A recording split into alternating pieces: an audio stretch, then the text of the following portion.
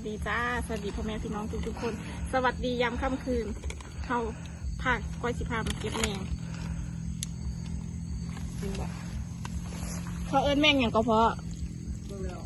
ได้เอวอีกมีได้หลายตัวแล้วได้จ้ะเอาไปทอด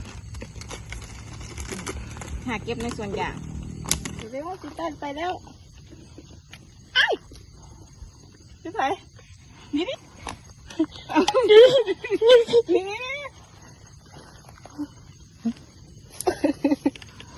จับครับหนึ่งตัว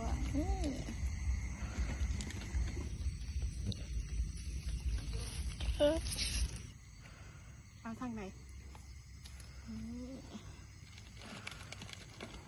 ค่อยๆย่องครับค่อยๆย่อง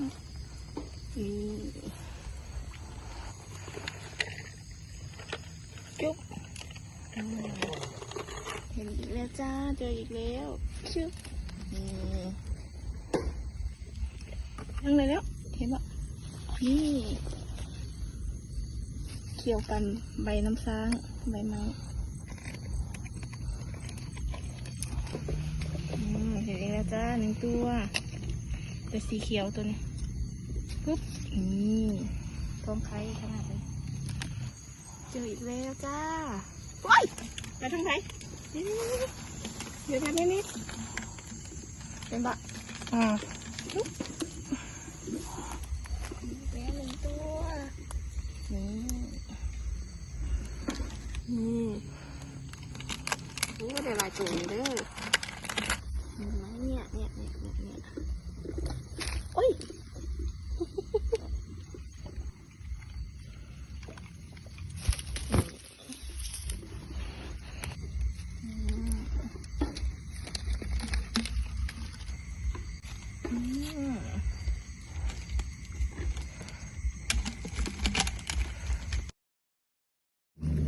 เห็นไหม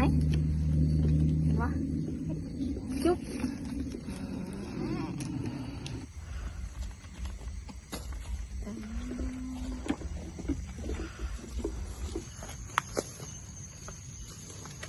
จับ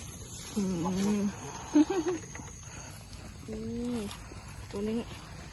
เห็นปะมากระจอกกี่ห้องมาวิ่งได้ตัวนี้เดี๋ยวจะพึ่งไป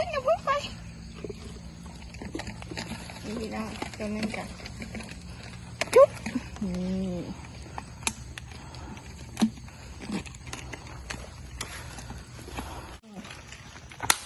ที่เราหามา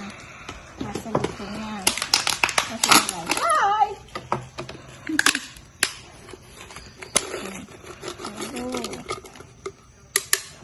ทอดกรอบๆแล้วก็หอยรสดี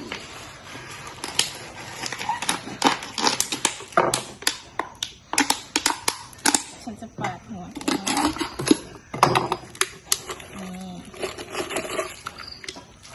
่ไปหลายเติบจักคุณพากันเอิญเมงอย่างเนาะเพราะพากินนี่พ่อพากินทางนี้พ่อกระบอกหงจักว่าเมงไงผู้ใดหงจักคอมเมนต์มาบอกกันอย่าเดือดว่าเมงไงแต่ว่าโทษมันสีหอมก็คือเมงทั่วไปเท่านั้นว้ายมันสีไปหมดแล้วประมาณจะตัวประมาณ30ตัวอยู่แบบถ้าเก็บดีๆคือสีได้หลายตัวนี้